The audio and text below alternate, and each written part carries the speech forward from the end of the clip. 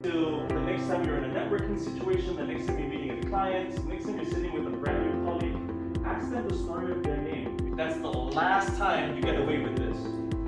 Whatever you want it to be. A question, a statement, a scenario. If you don't know what I'm talking about, you can look at the setup, the solution, the struggle, about their voice and their body, and why.